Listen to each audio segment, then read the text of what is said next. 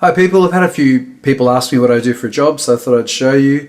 This is my music room where I make music, play the drums and fix lots of classic analog music gear, which I've got some big repair jobs coming up in the next couple of months, so I'll be doing repair videos on how I fault find and repair this sort of technical gear that I and other people use for music production.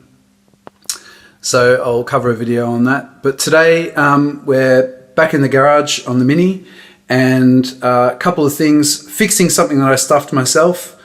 It's always the way. It always happens when you're working in a tiny little garage like I am, that things will come up that need repair. This one is a fender that I dented myself, the front wing, so I'm going to work on that. There's also an exciting intermission with a classic car show that I visited, and also another thrilling, I'm not going to tell you what it is, you have to watch it at the end, another thrilling little build that I had to do on another part of the car. So thanks for watching, I hope you enjoy, and I'll see you again next time. Bye.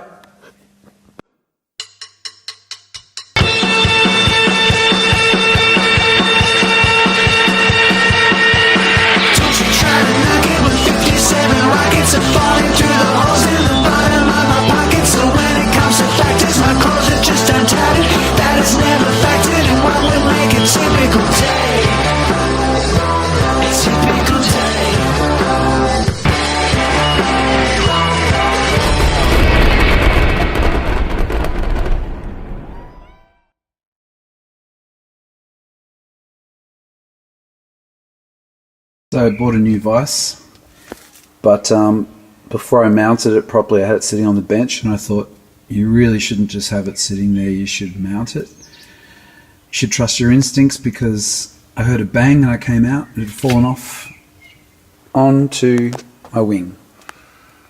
So there's the damage that it's caused.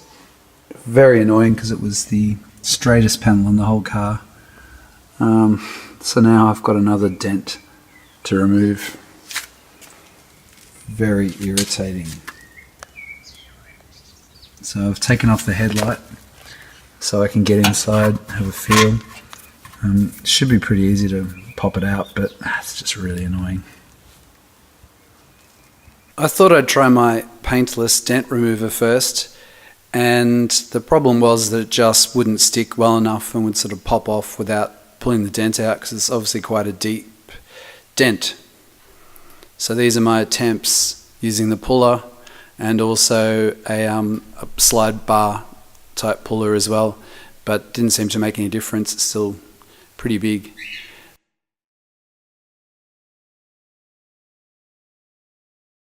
So after a little bit of heat and some hammer and dolling from inside, so I just used a curved dolly.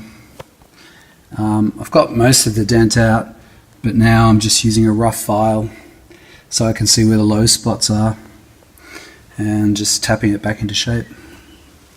So to give you an idea of how it's developing, you'll see that the dark spot is the low spot.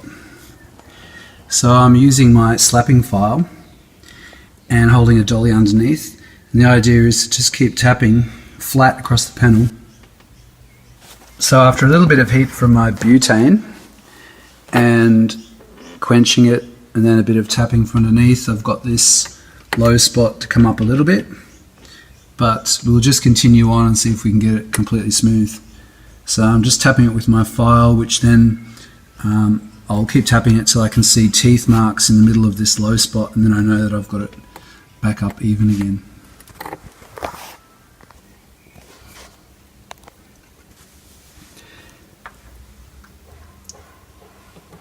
So here's how it's looking now.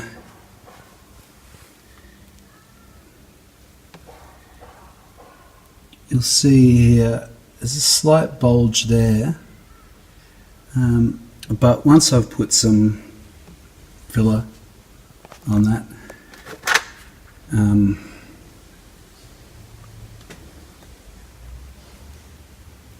it's much better than it was. obviously.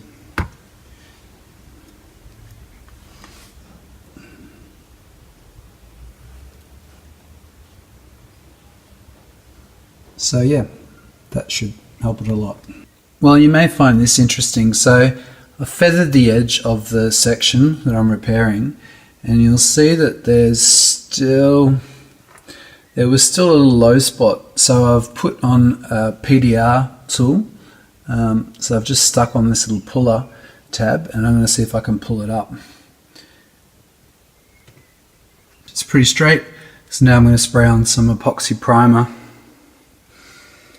to cover up the bare metal. And then after that I can apply a thin film of spray on putty or Evercoat just to make sure that the surface is smooth. So here we are with a couple of coats of epoxy primer, and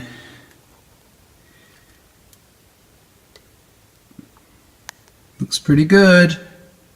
So hopefully I'll just need a really light skim.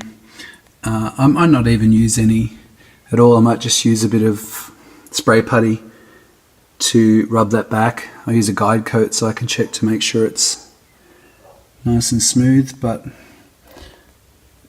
it's looking pretty good.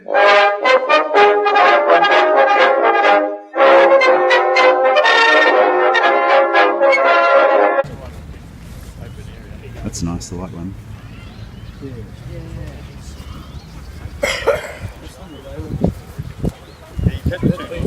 No.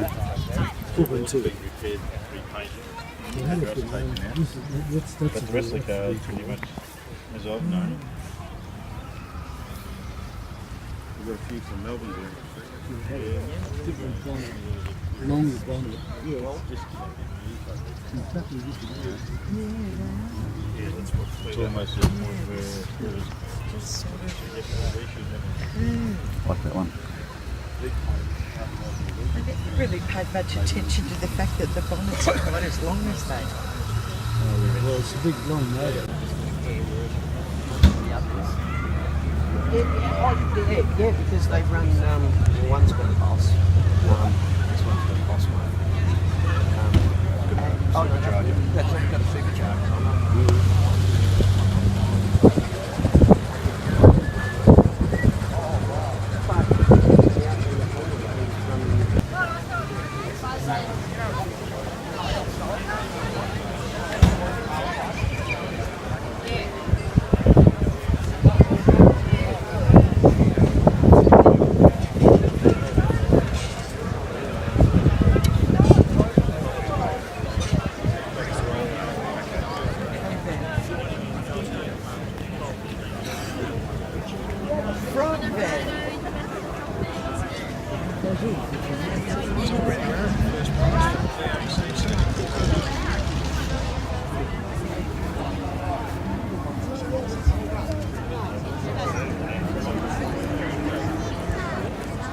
Yeah.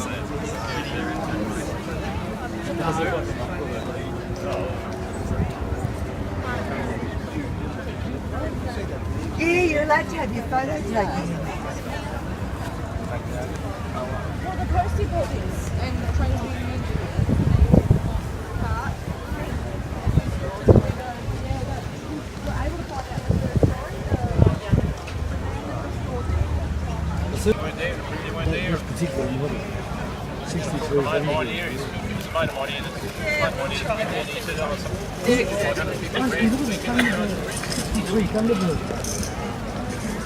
didn't look at that. It'll look manifold. Look at the dashboard. Yeah. I might sit on the edge. Really. Wow.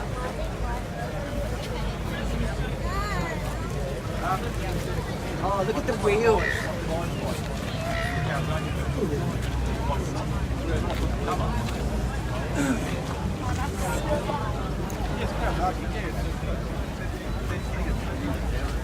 This is the song that has prompted the T-bird, the beach girls T-bird. they're about the same sort of shape and size what I got, the GS. The water raft. Yeah. Oh, you can. Jags. I know the one. 6 litre, 6 litre. You could sit over here with me.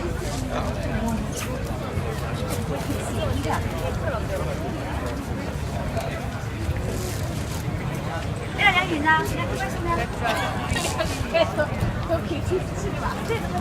Allora, quella lì. E questo nella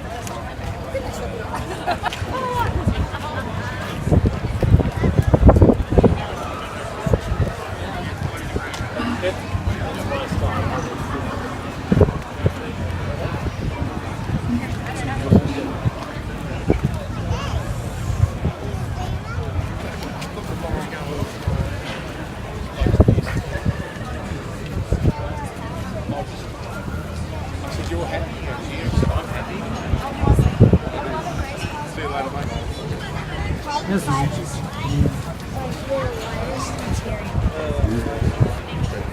Twin turbo.